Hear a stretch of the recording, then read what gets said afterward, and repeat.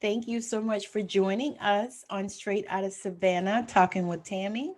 With my guest, Lisa Thomas, she's going to explain to you who she is and what she's all about.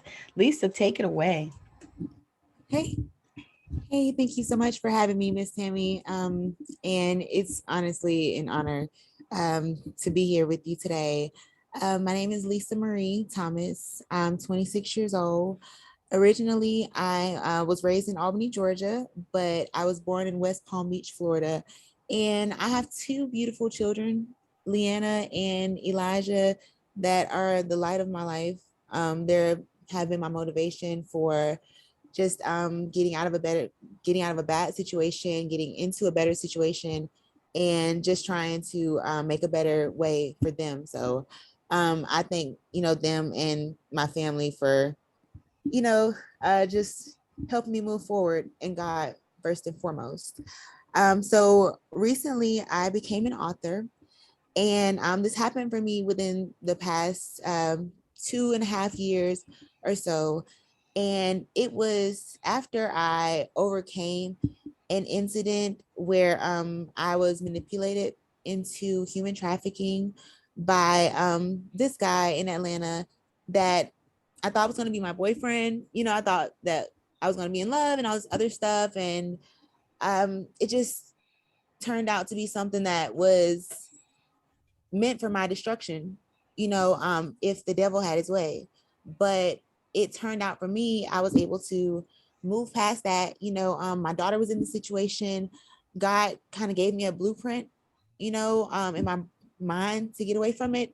And I was not only able to do that, but after a few months, after moving to my hometown, I was just kind of sitting back and I was thinking, like, it's probably other people, that's going through that. So I would kind of be selfish if I didn't try to share that message, to another woman that maybe could get out of that situation. And my books are called, the first one is Turned Out. It's a memoir, like, of my life. It's kind of like a quick glance. So you kind of understand maybe how I kind of got into that situation, and that's not, and turned out is not to say that my circumstances necessarily put me in that situation, but it's a combination of circumstances and bad decisions, that landed me there. Mm. So when I'm explaining, in the book how I got there, I'm talking about my upbringing.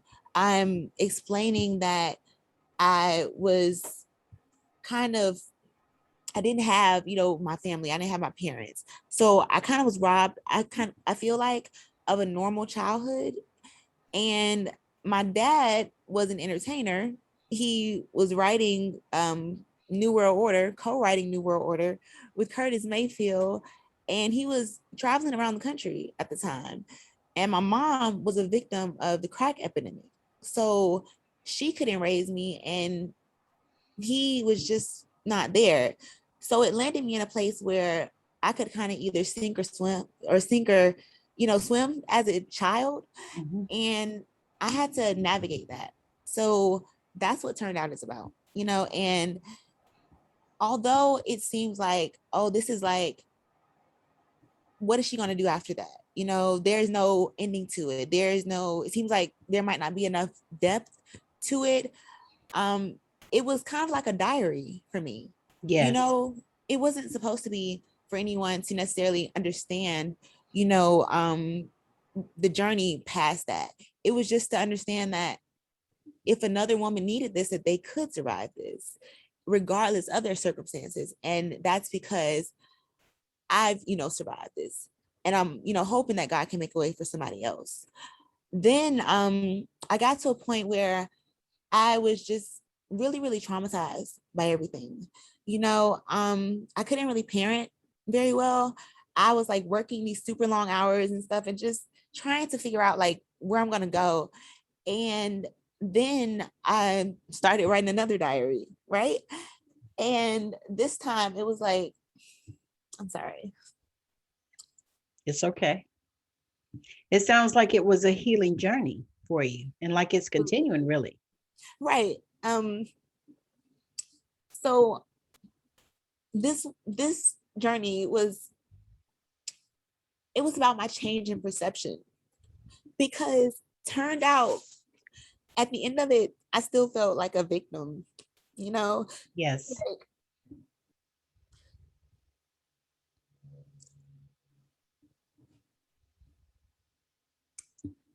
and then I got to a point where I knew I had to do something else. I couldn't stay victimized. I had to be happy because I have two kids, and my son, is, think about all this going on in the world.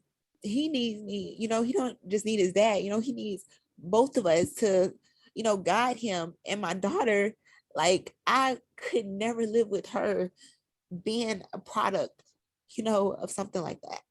And then repeating that over and over again, like, because that's what's going to happen. That's what continues to happen in our communities, if we It's don't. a cycle. Absolutely. Right. So then I started to feel like, okay, like, now you have to do something to break it, and it's not just, and it's mental, it's not just financial, but it's financial too. Yeah. It's stability, it's making sure that my family and even others are protected, and we have enough information not to continue to be products of our environment. So the second book is called When God Let Me Speak. Mm. And it was written from a place of anger, because right after I moved, right after I moved back to Atlanta, in 2018, I was like, okay, I got myself together. I'm not even worried like about what happened to me. Like, I'm about to go ahead and try to market my book, and figure out what I'm going to do next. And sometimes it's not that easy to just move on, and I had Many to times. I had to come to terms with that, because I kept doing stupid stuff. I felt like I had these friends that were not being good friends to me, and I was just sitting here like, I was treating them like they really deserved my friendship and my loyalty and my love, when I needed that myself, when my kids needed that. So I didn't want to feel like I was being selfish, but I was like, I'm done. I'm tired. Like, and I started to pray, I started to, write, focus on being a better mom and stuff like that. And then I got to a point where I needed some more money. So I made a bad decision, and I decided, like, okay, well, I knew people down here when I was, in that life before. It might have been forced, but it's my decision now. And that was the biggest thing. Like, it wasn't my decision. So maybe if I, did a little something here and there, then I'd be all right. But God was like, no, ma'am. Like, no, ma'am. Don't you love it when God does that? Right. Well, it's People crazy. always want help, but they don't really want help. Right. Or they want the kind of help they want. Right. Absolutely. And that's what I've been learning, that I had to accept, okay, God has given me a purpose. Would you mind getting me some tissue? I'm sorry. I don't want to be all It's all snotty. good. We in the living room. It's good. Right, so he was like, no, ma'am. And what happened was, there was this guy that was supposed to be, this date that was supposed to give me this money, so that, I could have money for my bills and stuff like that. I had this job interview, and I was going to start, well, I actually had gotten this job. I was going to start this job in like 2 weeks. And I was a little impatient, but I felt like, I'm not trying to lose this opportunity. I came all the way back up here, and I'm not going back home. I'm not going back home to be no failure, especially in a town with 70,000 people. Like, I dropped out of school and stuff. Like, no. And the guy came in, and he put a gun to my head. He raped me. It's really detailed in the book. I don't want to really, go on and for the listeners and stuff, but um it was a sad point, absolutely. But for me, after it happened, I got the message, because it could have been taken one or two ways. It could have Oh, been like, yes. the devil is like, oh, kill yourself or something, or, oh, you're not worth it. And I went through all of that. And I felt like nobody's gonna want me, like I'm not about to get no fiance, no man, like my daughter's probably gonna feel, like, I don't know, just some type of way, like this could happen to her, or I'm not able to protect her, something. And it almost devalued my worth to the point that I did almost give up. But faith is really something remarkable, Yes, it is. because that was when I had to pick myself up. And I'm like, no, like, this has happened, to you, but tragedy has happened to you before.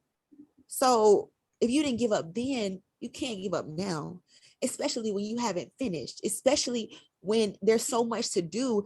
And if you leave right now, you're gonna leave your kids to go through the same stuff. Mm-hmm. And that's and Continue that that's cycle. selfish. Right. And that's messed up, for me to do. And to some people, that might seem like, oh, that's too hard, but it wasn't hard when I realized that there was purpose in it. That was the thing that really got me through it. Like, I did not just write this for a reason. I didn't sit here and write 286 pages and design a cover and publish this myself and print this out for the world to see, to give up. That does not make any sense to me. And honestly, if I was to send a message to any female out there, they would feel like that was the thing to do next. And what kind of message would I be sending then?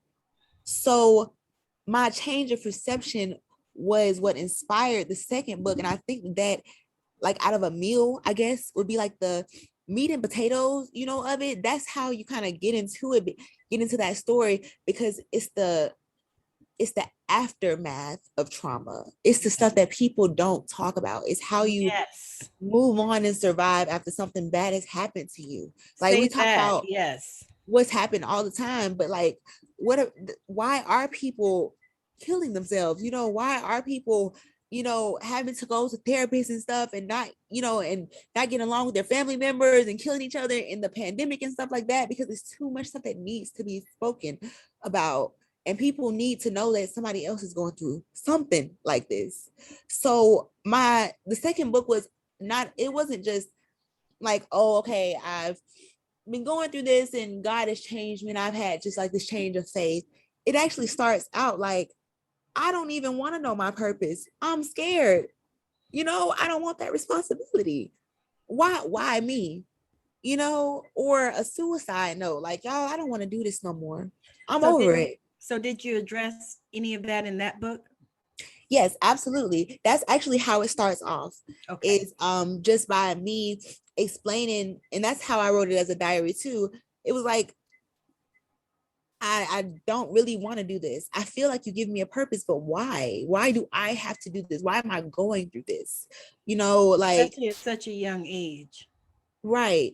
Why have you put me through a life that didn't seem like it was favorable? Like, everybody else is going through and happy, got their moms and dads and Christmas and stuff. And I'm like sitting in the projects, wondering where my mom is, and but when I thought I, about, you know, spiritual, even spiritual warfare, and how real that is, and yes. how sometimes people are put here to go through things in order to be messengers to other people, Well, then some of us are way showers, right, and you obviously are. Some of us are way showers because I went through something as well, and I asked God, "Why are you forsaking me?"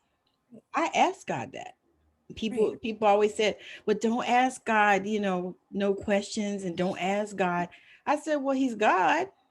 Why not?" right, And I asked, I said, "Why are you forsaking me? Why did I have to go through all of this at such a young age?" I understand all of that, right. all of that, because and See, it's not easy. right. And I think in past, those chapters, I talk about some things that some of my readers have told me have been relatable to them, because Yeah. it's chapters like where I almost got hit by a car when I was 9, and it's crazy because some of that stuff seems like insignificant, but then when you go back and think about it and think about these situations that you've been put in and what could have happened if you weren't there at that time, and what person was blessed, or what I'm saying, what uh outcome came from that because God had that happen, then it starts to make sense. So even there are a couple of stories about other people that thought about maybe killing themselves, or even experienced death, and I might have just been their friend, but I kind of saw it through their eyes, and it was scary, and even as a kid it was like, oh my God, I don't want to do that. I don't want to be in that situation. So it caused caution. But then there were other things like growing up in the church that a lot of times were really judgmental, you know, and it made me feel like, why do I want to be here? What is this? Like I can't go anywhere. Nobody understands, what's going on. And I feel like I can't be good or bad. I feel like, nothing is worth doing because I don't understand what's going on. Yeah. And then as an adult and as a mom and as a friend, as a fiance, I was able to understand, that everything happens for a reason, and even though you don't understand it, your job is, like you said, first of all, a lot of things are misunderstood. I feel like you can question the things that God is doing, Yes. because he's asking, he's putting you on this journey for a reason. Yes. And I feel like, if he's having these conversations with you, if he's guiding me and telling me, oh, say these words, spread this message, then I should be able to ask him a question as well. And sometimes when you do, as long as you really, you know, look inwardly, then you realize that sometimes you have the answers. And I think that even That is right there. That is right there. The answers are all always inside of us. We absolutely just don't always want to take the time to what? Look, right, listen, listen to it. here, shut the fuck up. You know, Exactly. Right. sometimes you Or just we need want to. to go to church and we want to look to somebody else to tell us what to do. Yes, And I'm like, we want I a don't. man or a woman or whoever, a prophet or prophetess or whoever to speak into our Right. lives, but we can speak into our own lives. Exactly. And honestly, when I first wrote the chapter about religion, I thought that I was going to get a lot of backlash. I was telling my fiance, like, oh, this is going to be controversial. Like, people aren't going to like this. Like, oh, and, he always just told me to, say what I have to say, say my truth. And the truth is, I don't have any problem with the church. I don't have any problem with congregation. I have a problem with judgment. I have a problem with hypocrisy. I have a problem with the grants, and that's not talking about the real situations that are going on, because God, first of all, we know that we're his people, and I don't want to say to any other, listeners that everybody's not his people, but we know who the children of, the Hebrew children are. The children of Islam are, for real. So for them to purposely not spread certain messages is, I believe, against God's will. And that's a problem. That's So if we're going to have our children in church and we're going to have them talking about God and what's really going on, then we're going to tell them the truth. And that's the only way that I'm going to be okay with the church, and that's what that chapter was about. And I didn't, again, I was so surprised, but when you didn't people get a started lot of reviewing, backlash. no, they That actually is surprising understood. Right. My editor, because she, normally, ooh, right. I was thinking to myself, like, because I have so many like friends and family and stuff like that that are we all grew up in the church. So I mean, we moved to Albany with a church. I call them So super Christian. exactly. So Mhm. I'm thinking like, oh, they're not gonna like it, like, oh man. But in my books, one thing I tried to do is be conversational. That's how I wrote them. Mhm. And I feel like I wanted not only for people to know that I was speaking directly to them, but for them to kind of have certain warnings too. Because I know that, even though a wide range of people can understand what I'm saying, everything is not for everybody. And I don't want to be that person to try to push something on you that you don't want, No, so I'll start a never. chapter by saying, like, look, I'm gonna talk about something that you might not want to talk about. If you don't respect my opinion, ma'am, sir, if you don't want to hear about religion, kindly move to the next chapter because it's gonna get real, boo. But if you are interested and Well, you go ahead. I was gonna say the thing is people don't realize that religion don't really have a whole lot to do with God. Exactly. God is so much bigger and so much huger. And even as many times as they say, oh, we're not gonna put God in a box. They do. Right. They put Exactly. God in a box and they characterize people according to, how they think that God is gonna do. But Exactly. God said he's not a man that he should lie. Right. And God said that he judges by the heart. He don't judge by the outward appearance and looking at people and all this kind of stuff. And so that's a thing for me too as well, because I grew up in the church as well, same thing. Got millions of super Christians. Some of my family down from where you from are pastors and preachers and all kinds of stuff. And like I said, I have no problem with God because I love God, Right. but I cannot do religion. I can't do it Right. because Exactly. it just it's no. I mean, I truly believe that it just really don't have nothing to do with God, Right. and if you really truly seek Him and you really truly take some time and go within, then you'll come out with the answers that you got because you got answers. You didn't do counseling or anything, did you? No. See, you got answers straight from God Right. that were within you. Right. And we can all do that. That's Like you said, amazing, you especially just at have to such a listen. young age. Thank you. And like you said, I really believe that it's something that God can give to everybody, or has. It's just that, like you said, we have to look inwardly. Yeah. And the thing about even living in our country is that's the way that they divide us, like you said. And that's really the thing that I'm covering in the chapter, is the fact that it's not God, it's not spirituality, it is religion. It is the separation of God from religion. If we realize that they did that to us so that we can basically be Babylonia all over again, and Yes. we can all be talking different languages and not understand what each other is saying, that's like one of the devil's biggest tools. He's Yeah. going to use music, he's going to use miscommunication to confuse you. He's the Yeah. master of confusion. So that's the thing that I wanted, a lot of young people and a lot of just people um generally to understand. To stop Because worshiping the devil.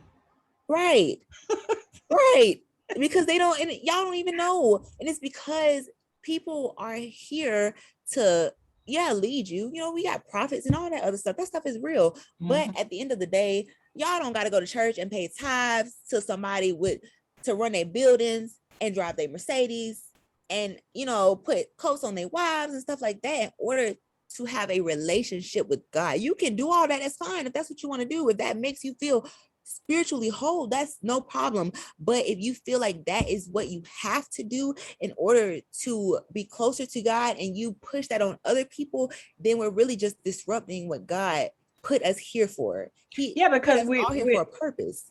we are severing the connection. Right. Because God wants to connect with each and every one of us in our hearts. Right. Not through a man or a woman or or whatever.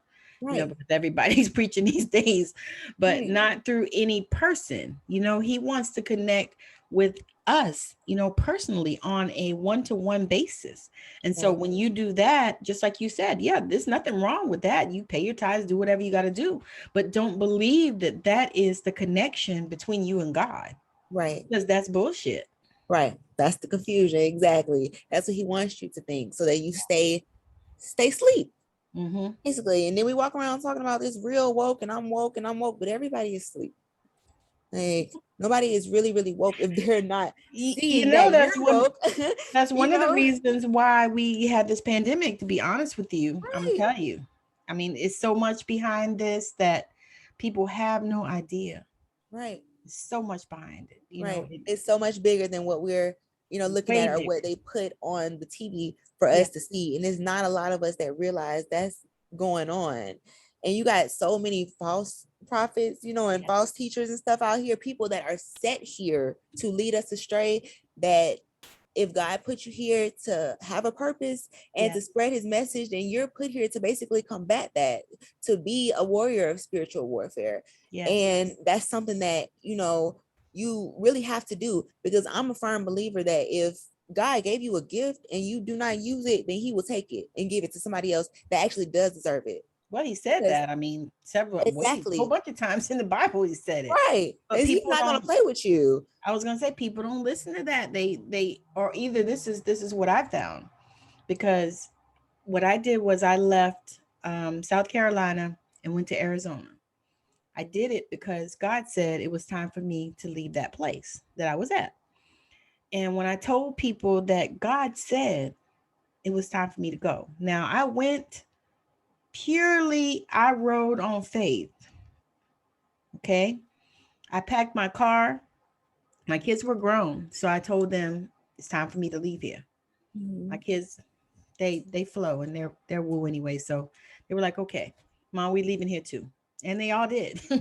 That's And amazing. so, but when I told people that God said it was time for me to go, because I went to this place with a car note, an astronomical car note, and no job.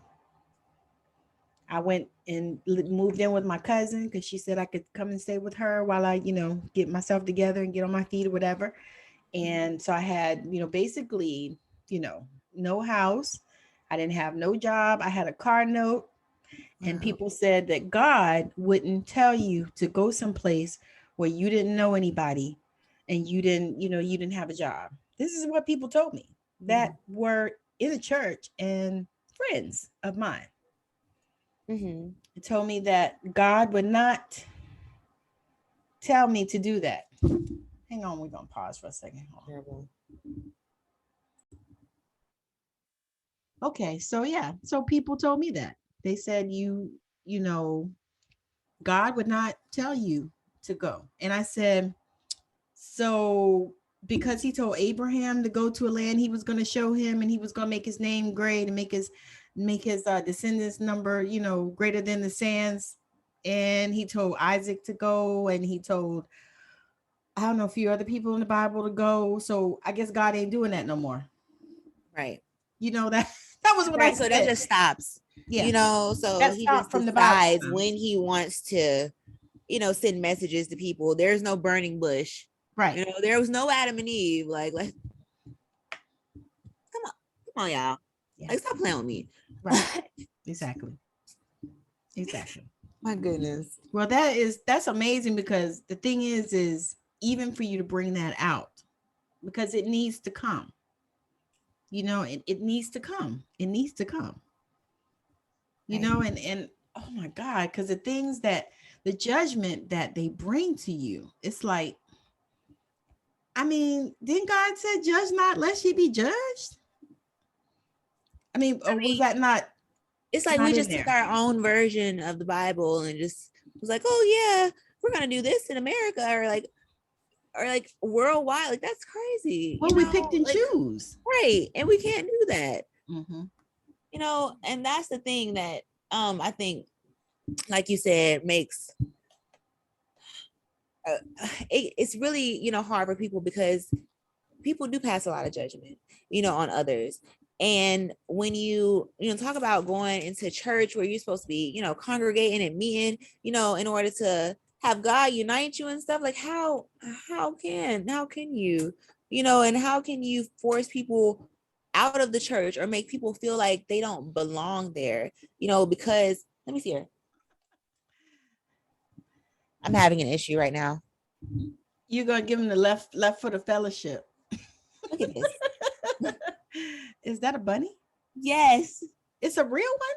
Yes. Oh Oh my goodness. This is my daughter's bunny, and she's just running around. That's why I'm looking all around.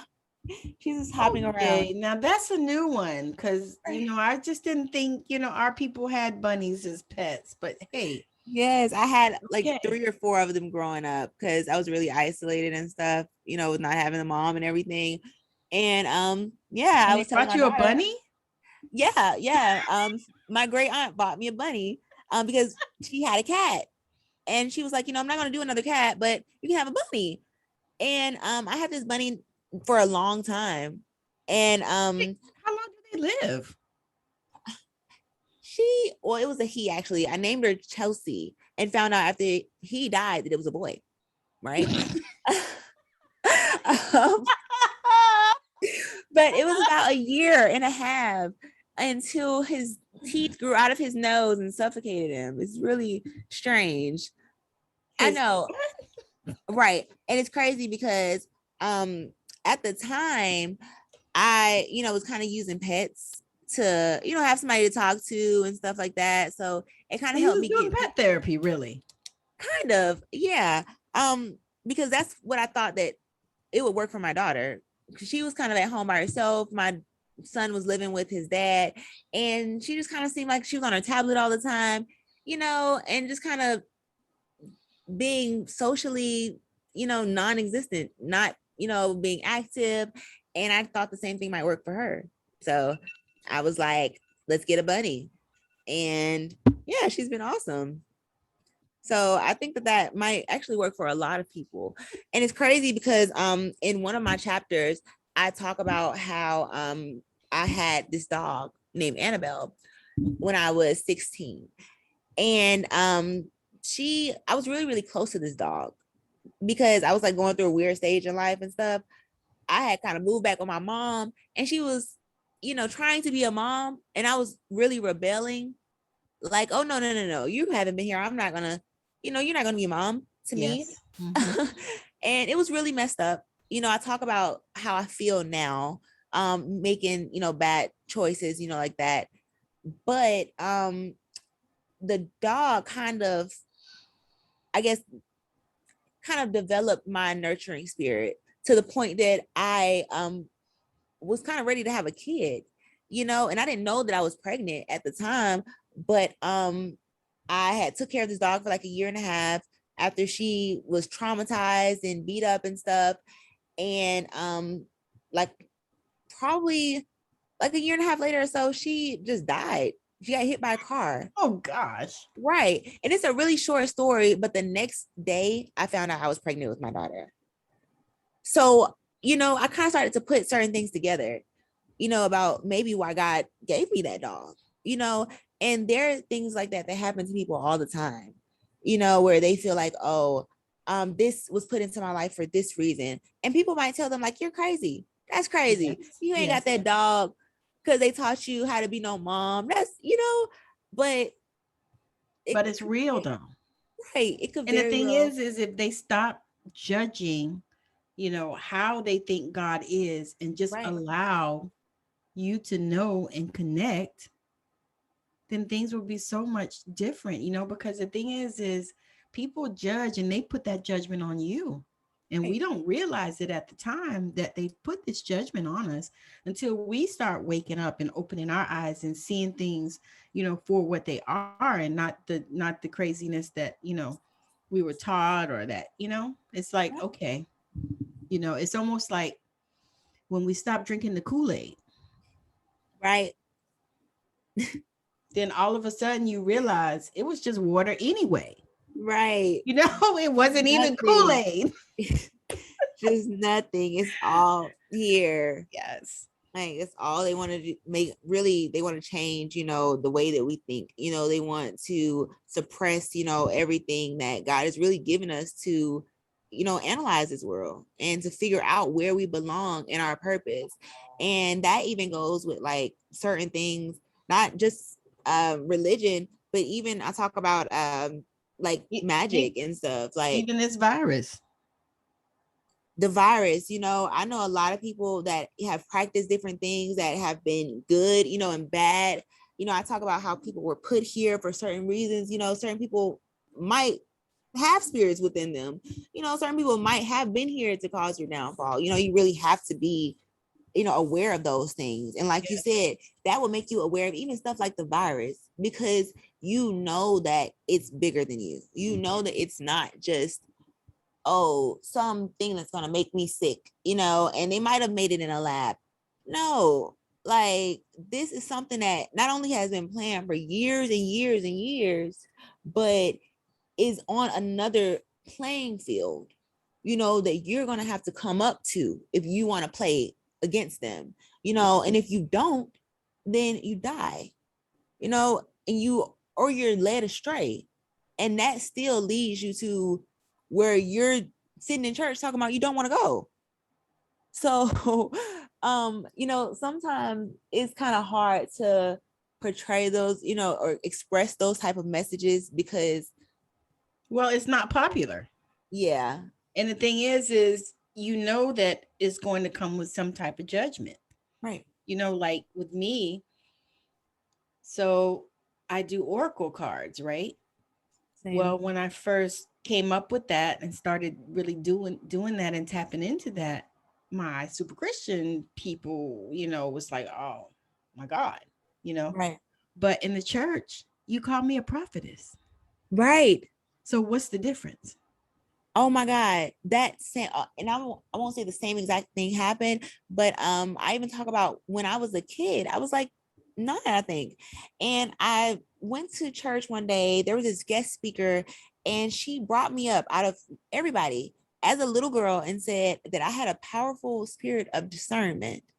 And as I grew up, I realized that was just ability to understand, maybe a little bit deeper than others, and I kind of, like you said, started to tap into certain things too. I had a bad experience, with some magic stuff that some other guy was doing that I probably shouldn't have had any business, because God didn't lead me there in the first place. Right.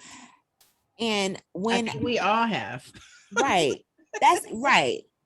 And people don't want to talk about it, and it's the things that we're not talking about that's really affecting us. Well, that's killing us is what it's doing.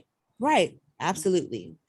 And not only that, but it's, destroying our communities even further. Our kids, we aren't able to gain any traction at all, and that's one of the reasons why we're having even so much, violence in the Black Lives Matter thing and all this other stuff, is because it's a complete lack of understanding. Yes. To me, and it's not that we're doing anything wrong by protesting, and fighting back, whatever, again, people feel like they need to do in order to spread the message is okay, but you have to get to the root of the problem. And the root of the problem is the fact that this is oppression. Is not only oppression, but it's oppression that was even described in the Bible as something that God put on his children in order to get them to understand, to change. And if we're not going to change, it's going to keep happening, It kind of reminds me of, and I talk about this all the time. It reminds me of the children of Israel. Right. Now, God was leading them out of all that bondage and whatever, right? Right. But in the midst of it, he sent the plagues. Now, they were still there for the plagues, right? Right. They were still there. But God showed them how to protect themselves and all that stuff, and put the blood of the lamb and all these other things that they did or whatever. Mm-hmm. So that's the thing. It's like, God will show you how to protect yourself. Right. But you got to listen. Right. You got to hear, and you got to stop looking at things on such a surface level, because we're looking at it right here, but really it's here. It's inside. Right. It's deeper. It's in the ground. Right. And stop listening to all the BS that people put into your ears. I mean, sometimes you just have to shut everything off. Right. Just turn off Facebook and Instagram and whatever, YouTube, and leave all the conspiracy theories on the side. Right. The YouTube. So Fake news capital, yes, right? It's yes, like killing my daughter's brain. I'm yes. like, oh my God. It's Like, terrible. no, and I like YouTube because I mean it's Right. gonna be on YouTube, but So entertaining. my God, yes. But yeah, it becomes a problem when you're attacking little children, to the point that they can't discern what is real or fake, Right. where you're leaving an impression on their minds. And that is kind of, and that's really where I think spiritual warfare is headed now. And that's really why I felt pressed to talk to people at this point, because again, it's not about me. It's not just because, I woke up and had a message. It's because It's something, time. right, things happen to the point that I felt like God was saying, okay, look, you're either going to step into this or you're not. I'm going to keep doing things to you, or, you're going to, do what I told you to do. You're not going to keep running from this. This is not okay. So, Because you can run, but you right. can't hide. Exactly. And that's what happened. Every time I tried to run and tried to, I'm going to go back to Albany, I'm going to hide up under a rock. Like, nobody's going to see me. God was like, excuse me, ma'am. No. Can you please, like, can you please stop playing with me? And I like the fact that even speaking to you, that you're so, down to earth and real about just the way God is and the way spirituality is, because I think that that's also the message that I was trying to portray. Yes. There's a lot of things that can come from tragedy that we don't realize. There's sometimes God is trying to send us a message that we need to be more spiritually aware in order to receive. We got to cut a lot of people off sometimes that are Yes. not right in line with what God is trying to do in our lives. Yes. And that's hard sometimes. it is very difficult. God. Because sometimes Like, I have felt like at times where I was just alone, yep. Because I had, because either people ran away, because they told me it wasn't God, God wouldn't send you 2,000 miles away with no job. I mean, in a car, no, I mean, that's not God. And who are you to say, ma'am Right. or sir? Exactly. So that some of those had to go, and then some more just had to fall off because they couldn't see, where God was taking me, and they didn't realize, because the Exactly. thing is God didn't give them the vision. He gave it to you. Exactly. So they're not going to be able to see it until you bring it forth. And even Right. then they still may not be able to see it because it might not be for them to see. Exactly. And that's another thing, that I did cover is that, purpose is not just about, oh, you're in somebody else's life for a reason, or what somebody can do for you. Purpose could be that you're in this person's life to allow God to show them something. So like you said, it's not always for you to see. Right. And if even when you're choosing your friends, they need to realize that as well, because everybody's journey is their own. And God didn't put somebody else in your life to navigate it for you. He put them in your life to be a supporting role in your story, and then for you to be a supporting role in their story, if that's the case, and for that time being or for that season.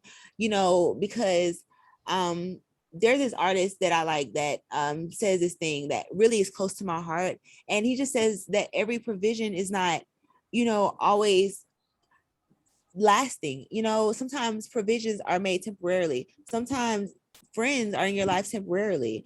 Sometimes people are just messengers, where they might just come to share something that God wants to tell you and then go. And as humans, we But kind of we have to want to accept hold that. on to them. Right. And that's the hard part. And Yes. that's where the devil comes in, because he knows that. He knows what's on our heart too. So he's going to come in and try to, play on that and puppeteer you and play with your emotions and stuff. And that's not always easy to, figure out. No, sometimes it's just really difficult. And Right. sometimes it just hurts. Right. And we have to acknowledge that too. Right. And just realize that yes, it's okay for us to hurt. Right. It's okay. That's the It's thing. not going to last forever. Right. And we still can move on and, go to the places, but just don't allow that to stop us, because that's what happens in a lot of people's lives, especially young people. They allow that kind of stuff to stop them, and stop their journey and stop their vision, and they could have like an amazing vision. They Right. could be somebody that has a vision like Jeff Bezos or something, and they could have an Amazon or something, of that caliber later, but they allow that kind of stuff to stop them. And so I Never see believe their that that future. is one of the reasons why you are here, Thank to you. open your mouth and speak this truth, because this is something that your generation needs to hear. Thank you. I truly believe, I like, mean, I all truly, of us need to hear it, but your right. generation, especially, because y'all are the future. Yes, and I do believe that and people even in the time frame that I was born, a lot of us went through just being products of the crack epidemic. A lot of us I went through periods. I know people that went through periods that blame their parents for it, that didn't understand it, that still aren't, don't have that relationship with them, as well. And it's messed up because you kind of got They to don't realize even, that it wasn't their fault. I was That going to say, and they don't even realize that they chose their parents. right, We choose our parents. We right, chose them.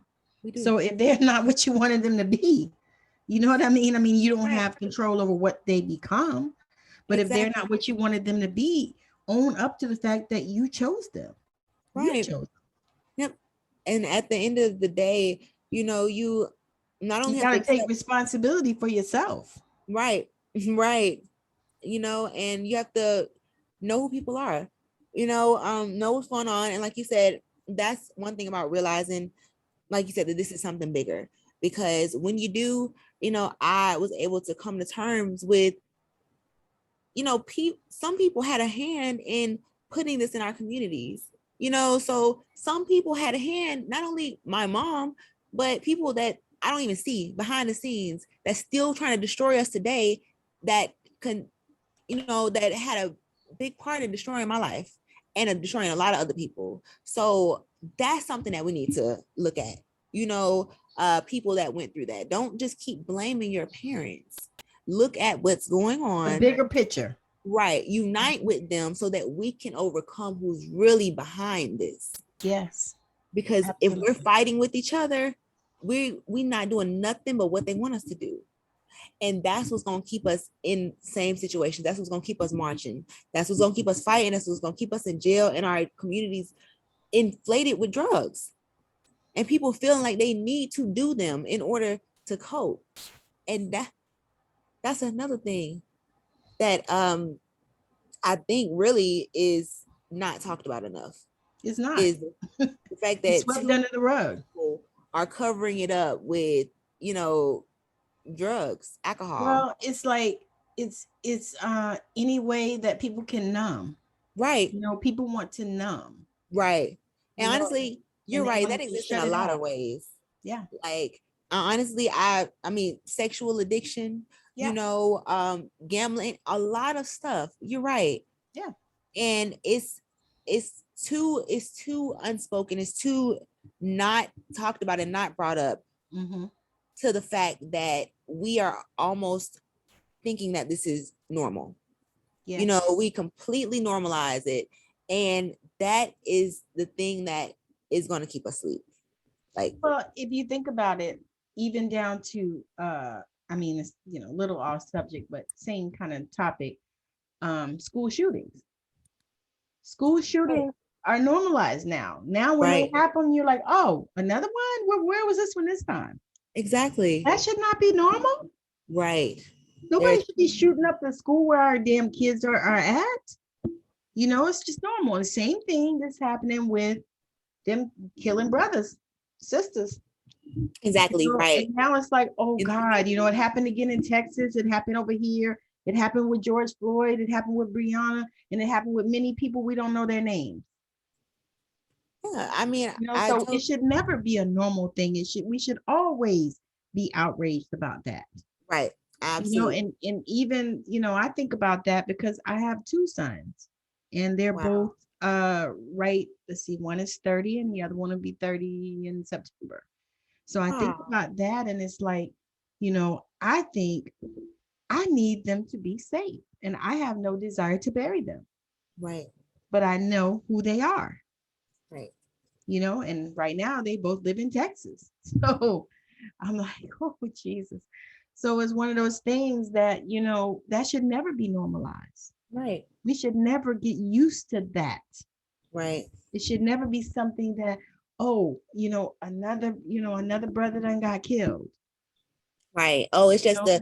another gang shooting or another armed robbery or another house invasion or something like that. No, Oh, they're that should just not black. be normal. Like, what? Or They're you just know, or black. you know that they're black because they place plaster them all over the TV. Right, Because if they're not black, they don't plaster them all over the TV. And you right, don't even know their name for days. right. It's like a little section in the newspaper, if you still get a newspaper, Right. And who does that? like, come on, y'all. And this is it's the thing is that we don't want to make people think that even this conversation is, to judge. It's not. It's not. It's not. It's completely It's just a it's to wake. right It's to to talk about a awaken. real issue. There's And nothing it's wrong. not even just about, you know, people of color, I'm gonna say. Right, It's not even that. right, Because everybody needs to wake the fuck up exactly, and stop right, this. right, They need to use their privilege to stop it because they right. got it. If That you and got that's it, the you need to point. use it. Right. And right, however God has put you here, whatever purpose that you have, whatever color you are, like you said, whatever privilege you have, you need to use it in Yes. order to try to not only make yourself, better, but if you do those things to be a better person, to understand what you're going through, to have empathy with other people, and to realize that this is bigger than you, then we gonna be all right. Then stuff is going to start coming together on its own, and we don't have to do all the things that we feel like we need to, because there are so many different outlets and people behind computers, and big federal buildings telling you that this is what you should do. It's not. God is telling you what you should do. All you got to do is listen. It's that simple. And it's not, oh, we're making people feel bad because they don't know.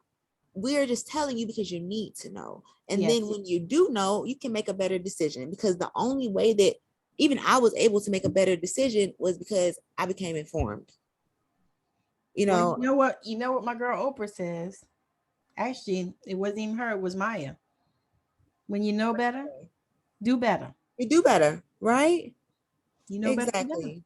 You Simple know, as that.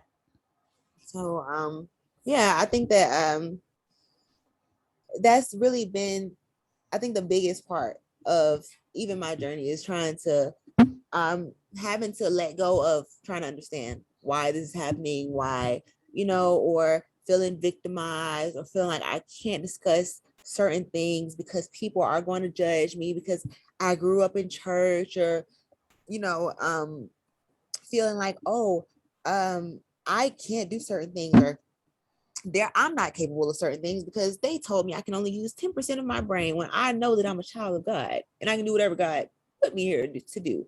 It's a lot of things that are discussed between the both of the books.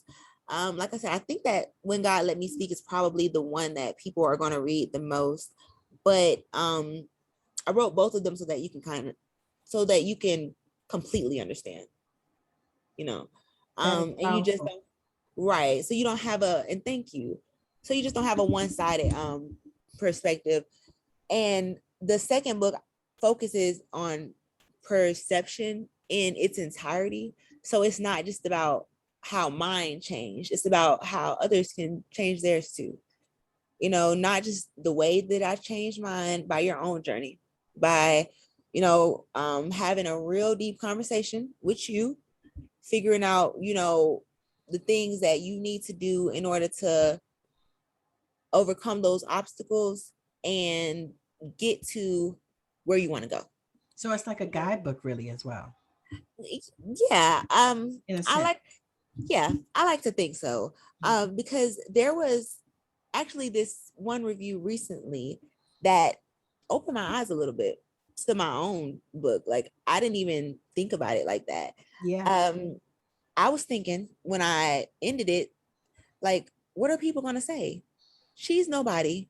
I had a literary agent that after my first book told me, well, this is a good book, Miss Thomas, but you don't have an audience.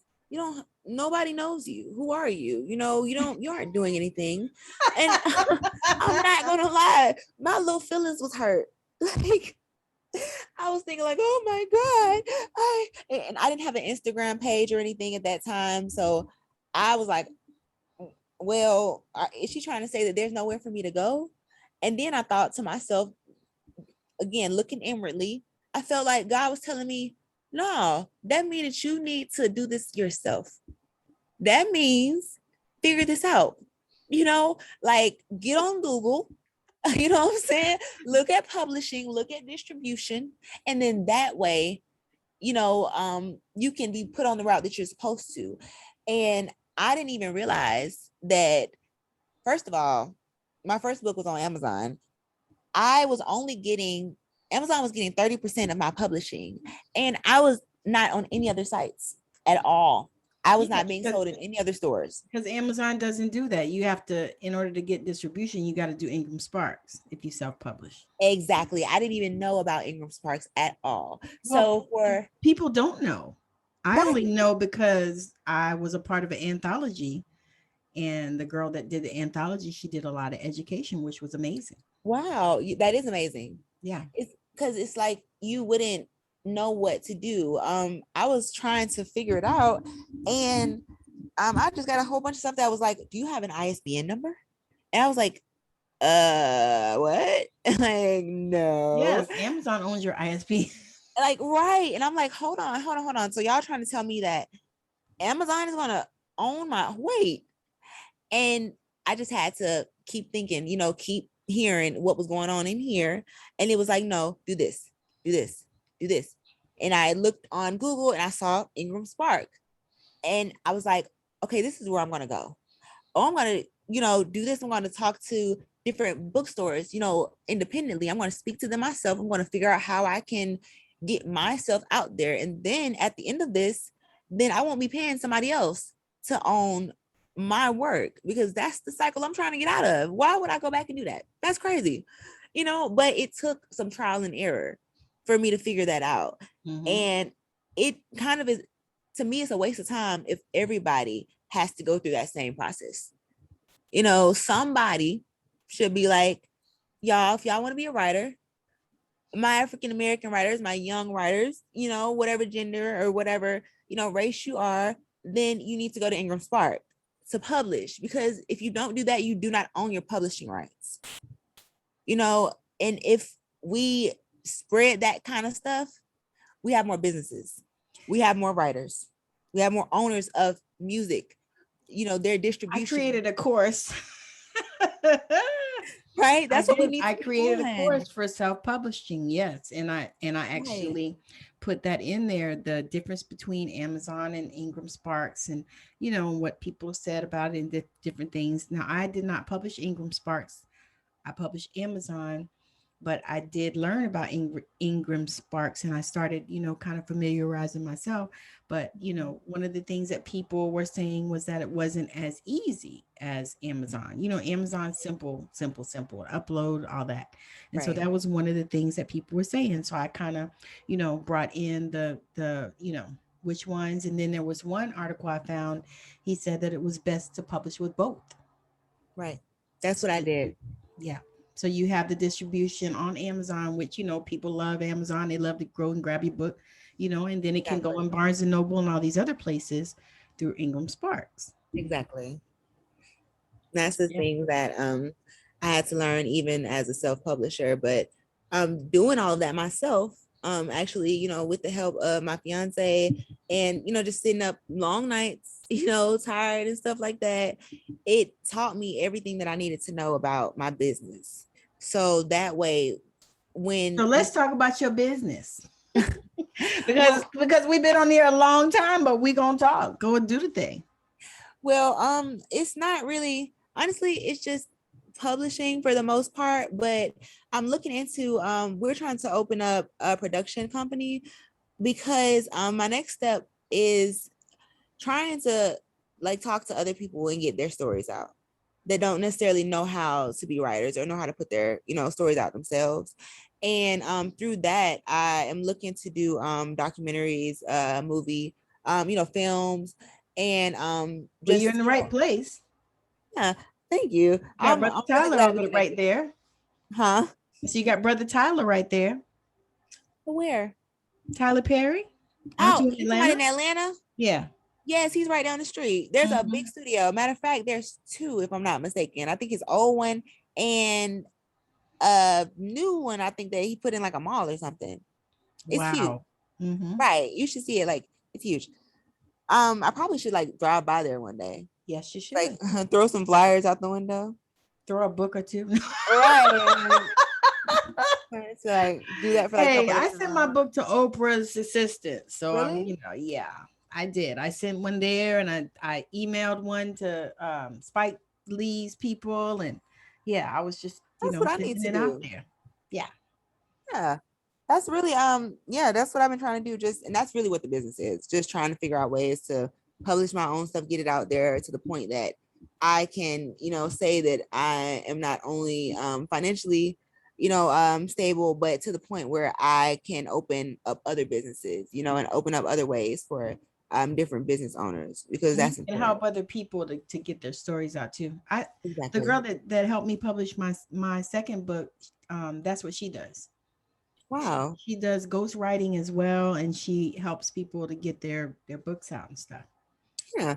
And And that that opens up a market that, is really, I think really needs to be unlocked, because if we do that, then not only do we have a more relatable representation of Black people or, just people in general, but we also give people an opportunity that they might not have known that they had. yes, And that's important. yes. So one of the things that I would suggest you do is start doing master classes. Okay. Start doing master classes. I think You, I just saw something on Instagram about that with Issa Rae. Did you see that? yeah. Issa Rae is doing something where she's showing people how to write scripts, I thought, or screenplays or something. I don't know, something. I I seen. don't know. I didn't look I a lot love into it it, too. but I I love will it. now that you said something. But check it out. Start doing, masterclass. You can start them on Instagram. Just Okay. do Instagram live and say, I'm gonna do a master class, or Facebook, or whatever. Or like what I do is I use StreamYard, and StreamYard streams to Facebook. Well, three places you can stream all at once. So I stream to Facebook, YouTube, and Twitter. I didn't even know that. Oh yeah. I'm That's gonna look into that like tonight. It's amazing. I love it because I'll do like I do a spirit led series is what I'm calling it, because that's really what it is. But it's called Awakening the Healer Within, and I do it on Mondays and Wednesdays. And I say Monday and Wednesdays around 12 noonish. Sometimes it's 11:30. Sometimes it's 1 o'clock. Sometimes it's 2. But whatever time it is, I say 12 noonish. And Mhm. I do it on Mondays and Wednesdays because that's what Spirit told me to do. And at Right. the end of it, I do a meditation and all this stuff, a healing. And I stream it to Facebook, YouTube, Twitter, and then I have my phone and I have it on Instagram. Oh, good. So at the same time, I'm all of those places. Right. And I'm doing it, and I've done like some little master classes too, and I'm still kind of getting into them because I really like those. So I just get on there and I post a post and say, hey, I'm going to do this master class this time, whatever, join me, blah, blah, blah, blah. And I just get on there and I start talking about whatever and create the things on in Canva, your Oh yeah, I use presentation. that too. Canva's wonderful. Yeah, it is. So you create your presentation in Canva and share your screen and talk to the people and tell them what you're doing and all that stuff, and that you're a publishing company, or I called myself an intuitive book consultant. It's a really cool name. Yeah, I thought so. So, but yeah, so those are some things you can do is just start talking about it, because what I noticed is when I got my book, let me see. Where is that book at? This one. When I put this one out, Oh, that cover is beautiful. isn't it? So when I put that one Wow. out, I talked about that book every day on Facebook Live for 45 days. Every Wow. every single day. Right. It's what you're supposed to do. And You got to people, nurture it like a baby. that's what I'm saying. I got so tired of talking about that book. Right. You get tired of I hearing got the tired name. of hearing Like, my own voice. oh, But it got it out there. And that my book God. is all over the world. That book That's is in Africa, amazing. in Australia, in France, in Spain, and UK, and Canada, and all over this country. And then I got did like what do you call those things? Autograph copies, so they could get an autograph copy from me, or they could Wow. buy it on Amazon. I want one. You want one? Okay, I Yeah. got I you. want one. So yeah, so that's what I did. I put that thing out there just like that. And I Awesome. want one of yours as well, both of them. Absolutely. So we'll trade that information when we get off. But anyway, so I'm super excited that you joined me. This has been a conversation of the ages. This has been amazing. This is one of the things and one of the reasons why I did this show, and I'm super grateful that you decided to join me on Straight Out of Savannah Talking with Tammy. So Thank you. It's an let the honor. people know how to find you, how they can connect with you. Well, you can reach me on Instagram. Follow me at Lisamarie, Lisamarie underscore the author. Actually, let me say that one more time. Lisamarie underscore the underscore author. So make sure y'all get it right because I really want the new followers. And honestly though, I do have another book coming out within the next year and a half that I want you guys to stay updated for. And I think that it's going to be something that's going to be really touching to a lot of women. It's actually called How to Be a Woman. It's a fictional collection of stories that I'm writing with my mom and my one of my sisters. So yeah, definitely check me out on IG for the latest updates. Lisamarie underscore the underscore author. And my website is www.lisamarietheauthor.com. Followed you. Hey, I'm gonna follow you back. I just found you. Awesome. Awesome. I'm super excited. This has been so good. And we're going to Heaven. also have her details, her contact details, as well as her bio and everything in the description of the video as well as the audio. So you can listen to this on Anchor FM, it's on Google, it's on Apple, it's on Breaker Radio, it's on Listen Now, and a few other places that I can't remember. And you can watch it on YouTube. So make sure that you check out my channel, watch it on YouTube, make sure that you like and you share and you subscribe while you're there so that you can get all Definitely. this juicy content because this Yes. is so good. This has It been, is, right? yes, We had it's all the tea. been amazing. This is the Yes. real tea. See? Are you see? And she was so nervous when we I got on was. here, but I was gonna cry. she slayed it. She Thank slayed you. it. And It's I'm because so of you grateful. though. It was the Thank you. chemistry, like we was here. So It was. It thank really you. was. And it's so amazing, when people come on and they share their story and it's just powerful because the thing is all of that needed to come out just like it did. Thank you. So I'm I'm glad grateful God gave for me it. the words to say. So thank you, God, for that. And thank you for allowing me to come on and speak to your audience. So Yes, y'all for having me. I'm super excited, and you could not have picked a better time. So anyway, thank you Thank so you. much for joining us on Straight Out of Savannah Talking with Tammy. Bye Thank you for now. having me. Bye bye.